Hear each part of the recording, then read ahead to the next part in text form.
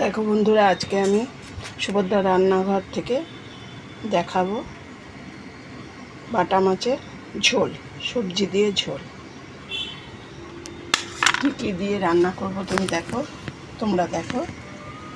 Tomato, পটল, আলু, তারপরে পেঁয়াজ, কচু, বেগুন আর বরবটি। তার মধ্যে আমি একটু ধনেপাতা দেবো। দেখো, নুন, একটু সামান্য চিনি দেবো, হলুদ, লঙ্কা, কাঁচা লঙ্কা বাটা, আদা বাটা আর ধনে জিরের গুঁড়ো। এই বাটা মাছগুলো আমি তেলে দিয়ে দিচ্ছি। তেলগুলো হয়ে গেছে, মাছটা একটু ভেজে নেব। দেখো, বাটা মাছটা ভাজা হয়ে গেছে। আমি এবার একটু উল্টে দিচ্ছি। ভাজা হয়ে গেছে, আমি নামিয়ে দিয়েছি। কালো জিরে দেওয়ার পরে আমি এবার পটল, আলু আর কচুটা একটু ভেজে নেব।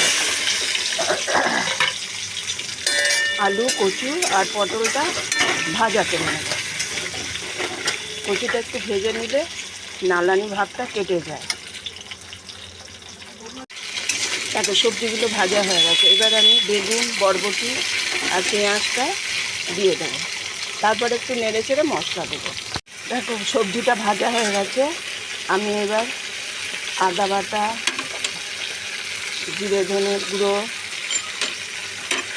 লঙ্কা বাটা, নুন, দেখো হলুদ, একটু চিনি দিয়ে দিলাম। এবার মশলাটা কষে আমি একটু জল দিয়ে দেবো।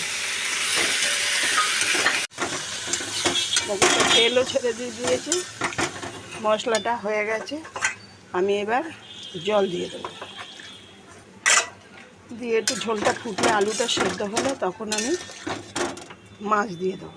দেখো, ঝোল ফুটে গেছে, সব সেদ্ধ হয়ে গেছে। আমি এবার মাছটা দিয়ে দিচ্ছি। মাছ আর ধনেপাতাটা দিয়ে দিলাম। এবার একটু ফুটলেই আমি নামিয়ে ফেলবো।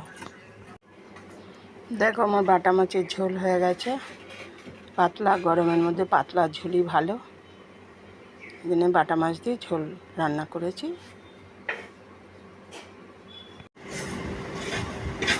দেখো কি সুন্দর কালার এসেছে। তোমরা এইভাবে পাতলা ঝোল খাবে, গরমের মধ্যে শরীরে উপকার।